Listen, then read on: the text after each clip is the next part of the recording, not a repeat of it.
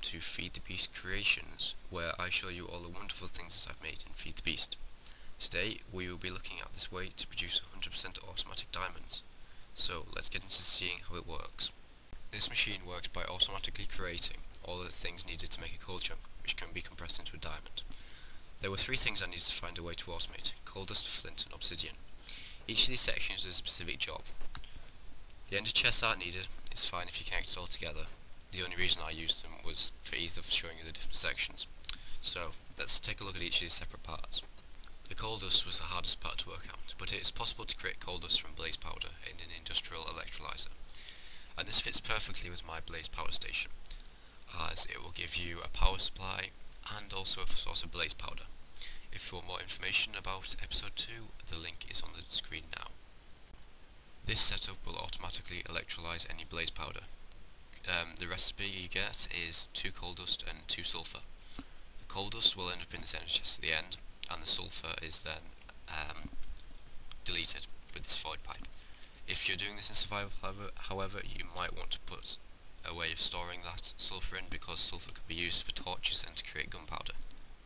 If you wanted to add your own coal dust to the system, if you got any extra from mining or a quarry or something, just add it some way to this automatic crafting table and it'll work fine.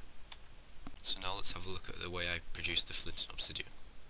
This part was much more simple to make, as there are factorization machines which do all of the difficult parts for me.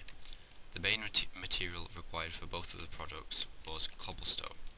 So to get cobblestone you can use an industrious extruder, and after supplied with a bucket of lava and a bucket of water you can get infinite cobblestone. The cobble is then split between a pulverizer and a magma crucible. The magma crucible is for creating obsidian and the pulverizer is for creating the flint. To create the obsidian, the way it's done is, after being supplied with 20,000 mj, a completed cobblestone can be created into a single bucket of lava. This bucket of lava is then put into an igneous extruder, I can never say that word, and then when supplied with a bucket of water as well, it will create a piece of obsidian. The water is supplied by this aqueous accumulator. When pulverized, cobble has a 10% chance of producing gravel and a 100% chance of producing sand. The sand I'm just automatically deleting, and the gravel goes down here. Gravel, when pulverized, will create flint, obviously, and the flint is then put into this ender chest here, and the obsidian is into that ender chest.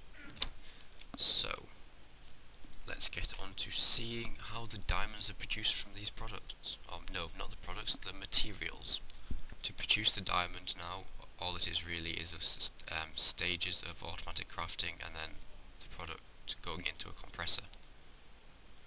The recipes for creating the first part, a coal ball, can be seen here.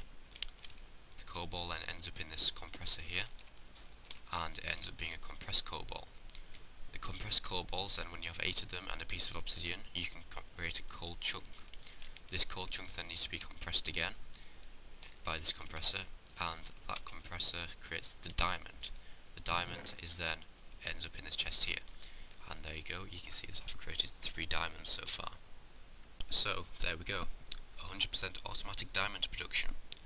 I'm going to give you some information on statistics now about how many diamonds you can produce. It will take 16 minutes to produce 1 diamond. This is due to the fact that 64 coal dust will take 16 minutes to electrolyze, as it takes 30 seconds to create 2. So 1 diamond the production time can be decreased quite easily by adding more or less, it would just be more electrolyzers. Although this setup here will only actually support 2 to 3 maximum electrolyzers because they use an awful lot of power. That means an overall of 90 diamonds will be created every 24 hours. So if you had this constantly running on a server, you could very quickly build up a large supply of diamonds. As always, the world download with all my creations on is in the description. If you have any questions, don't be afraid to ask them in the comments. And if you end up using this in a video, it would be nice if you could give me some credit.